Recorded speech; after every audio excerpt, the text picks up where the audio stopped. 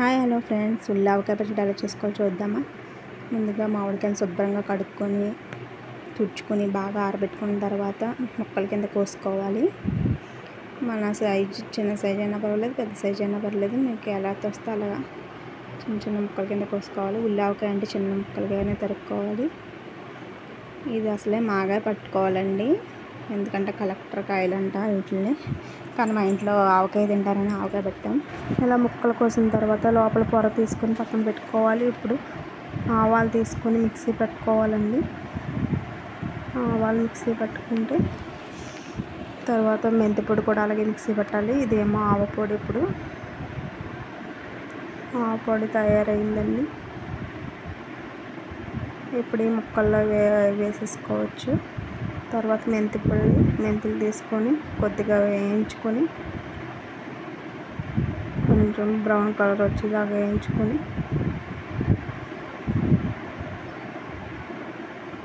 దీన్ని కూడా మిక్సీ పట్టి పక్కకు పెట్టుకోవాలి. మనం ఉజ్జాంపుని వేసేసుకోవచ్చండి కొంచెం కొంచెం, ఎందుకంటే ఇది ఉల్లావకాయ పచ్చడి కదా, ఎక్కువ రోజులు ఏం ఉండదు. ఇప్పుడు ఈ రెండు పొడులు ముక్కల్లో వేసుకోవాలి మనం. ఇప్పుడు దీనికి సరిపడంత కారం వేసుకోవాలి.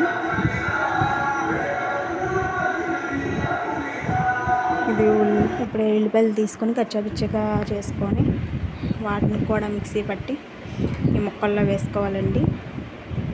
మనం కొద్దిగా ముక్కల్లో యాడ్ చేసుకుంటా కారం కలుపుకుంటూ ఉండాలి, కారం బాగా పట్టేటట్టు ముక్కలకి.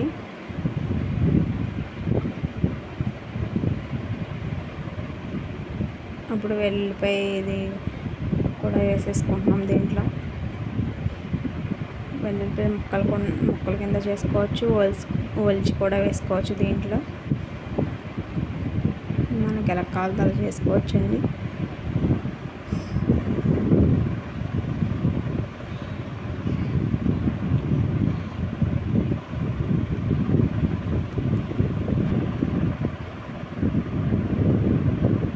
ఇప్పుడు దీన్ని బాగా కలుపుకున్న తర్వాత కొంచెం కొంచెంగా ఆయిల్ పోసుకుంటూ కలుపుకోవాలి.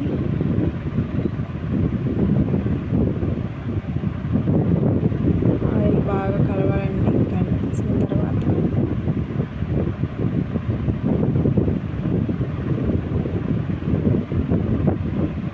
రెండు ప్యాకెట్లు అన్నా పడుతుంది ఆయిల్.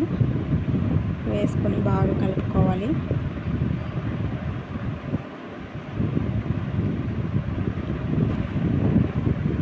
ఇప్పుడు సాల్ట్ తగినంత తీసుకొని మనకు రుచికి సరిపడంత వేసుకోవాలి.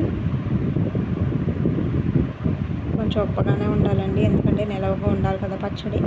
కొద్దిగా ఉప్పు ఎక్కువ వేసుకుంటే ఊరిసే టయానికి సరిపోతుంది. పచ్చడి రెడీ అయిపోయింది. 3 days తర్వాత ఈ పచ్చడి తీసుకొని మళ్ళీ కలుపుకొని ఏమన్నా తక్కువ అయితే వేసుకోవచ్చు. ఉప్పు కారం ఎంత తక్కువైనా వేసుకొని కలుపుకోవాలి. 3 రోజులు అయ్యాక ఇలా కలుపుకుంటే వేడివైన అన్నంలో తింటుంటే సూపర్ ఉంటుందండి. ఇంకే కూరలు కూడా అవసరం లేదు.